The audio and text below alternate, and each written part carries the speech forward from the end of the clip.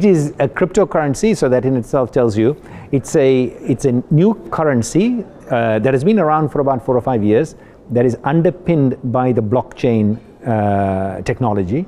So that sort of allows transparency and visibility and tagging and gives it credibility. But it is a currency that is entirely it's for the benefit of renewable energy generators. So whether you are a homeowner, you've got a solar panel on the top of your roof, or whether or somebody like us, a big generator of renewable energy, for every megawatt of renewable energy that you generate, you can claim 1 solar coin. Freely available. Go to the website solarcoin.org, I think, and there's a process. Now, it needs to be verified 1 megawatt hour. It's not just I say so. Okay. So in the case of homeowners, it's very easy because they can show the bills because they're grid connected, whatever. In the case of people like us, there is a structured verification process that validates that. Now, the exciting thing about this is that while all cryptocurrencies are new and there is a lot of discussion because of what's the name of the Bitcoin, world famous Bitcoin, ups and downs, it's become even more famous all of a sudden. The fact of the matter is, here is a currency that is being given to benefit something that is doing good. And let's understand, what is it about this at the end of the day? It's very much a case of creating an ecosystem or an environment where you are able to use this currency by trading with somebody else. The more people who accept it and more people start trading with you in providing goods and services, the more valuable it becomes. More generators jumping in and claiming Bitcoin allows more of this currency to be circulated, and it sort of has a value to create. The reason why we jumped into it and why we are excited about it is, more than anything else, first of all, it rewards generation of megawatt hours in renewable energy. So it accelerates, we hope, and more this comes out, it will accelerate deployment of renewable energy, which is a very good thing, because as we have now discovered, there is a real issue around climate change, carbon emissions, and we need to get things done faster than slower. So that's one huge value proposition. And the second value proposition is that it's giving an additional benefit for the generation of renewable energy, which, if over time it starts to stabilize in value, we could potentially use it to further decrease the cost of renewable energy.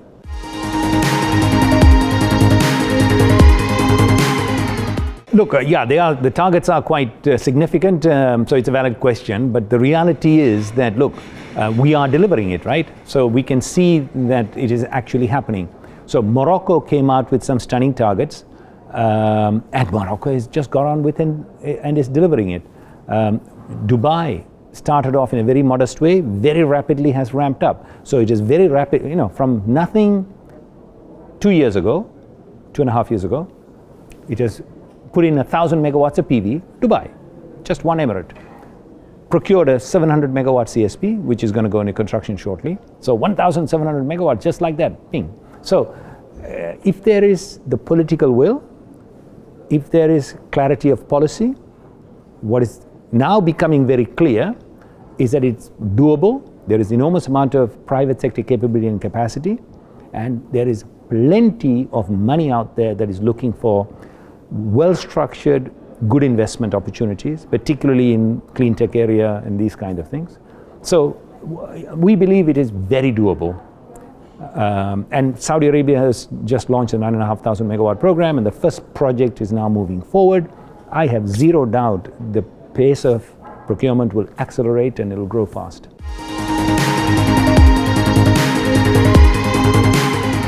Technology. People forget, okay, fine, Chinese. Yes, Chinese are masters at manufacturing, and they have been helping in reducing the cost of that solar panel. But really, beyond that, it's not like, it cost $100 to manufacture, and now the Chinese are doing it at 10 cents. No. A significant part of what is driving the cost reduction, just like in the TV panels coming from some phenomenal price to nothing, is the advance in technology and the pace at which technological improvements have been advancing. The other factor is construction methods are also improving as we deploy more and more and more panels, more and more projects. A third one is more and more confidence in how we operate and maintain. So many factors are coming together that's driving the price down. But yes, the ability of the Chinese supply chain to jump into manufacturing has of course been a contributory factor, but it's not the only factor. Just like many things, I think, so in the early days, a few panels deployed, very expensive. As we start to do more and more and more and more and more, in many things, the curve is like this. So I think in photovoltaic, we are down in this part of the curve where the rate at which it'll go down is obviously not going to be at the same pace as it was. But we see an enormous amount of room for improvement still, even if we remain with silicon as the underlying technology. But the exciting thing, I think, in the case of photovoltaics, like in many other things, there's a lot of bright brains researching new materials. Graphene, for example, is a wonderful material which I think will play a significant part in time to come in PV. The minute you start getting these new materials in, I think there is even an opportunity to reduce that cost further. So yes, the answer to you is it will continue to reduce. We're very confident that it will continue to reduce. Where it will get to, who knows? Obviously, it's not going to get to zero, but it will get much more competitive than what it is today.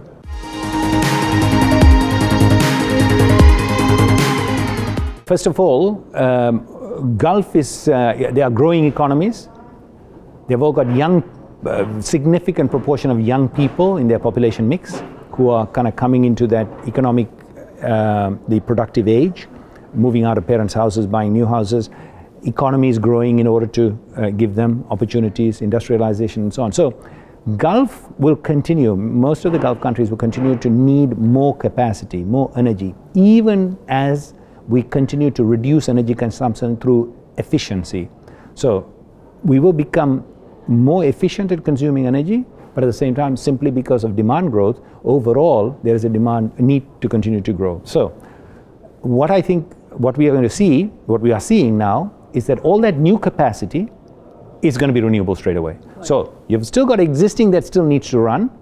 So we don't have the problem of Europe, where economies are stagnant or going down, and it's becoming efficient, and therefore you need to decommission. Okay, that's very painful.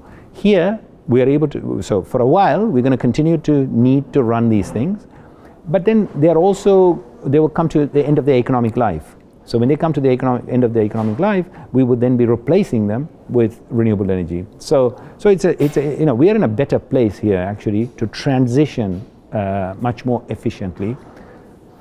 I hope less painfully.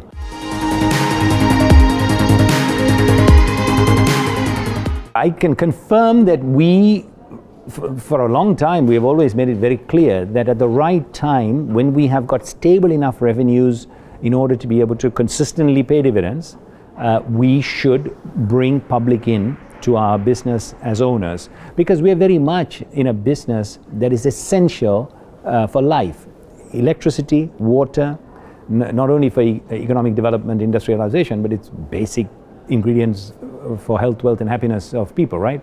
So I think it's very important that private companies sort of bring the public in as partners into it as owners. So, but we need to make sure it's at a time when we are able to then have a stable revenue platform. And ACWA Power has got to that level, we believe.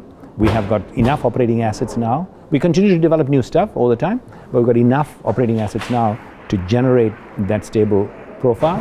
So we have started to work. I think the buzz around the public domain has been because I think there's sort of stories out there where people have got to know that we have started work. So yes, of course we are working on it. But as to how much we are going to list, when are we going to list? I'm sorry, I can't tell you. It's not a case of, no, it's not a case, I don't have a time frame or I don't want to tell you. It's a case of, there are so many things that we need to do, and also it's subject to regulatory approvals and processes that it would be responsible for me to predict a time frame. But it will be. It's not for the next 10 years.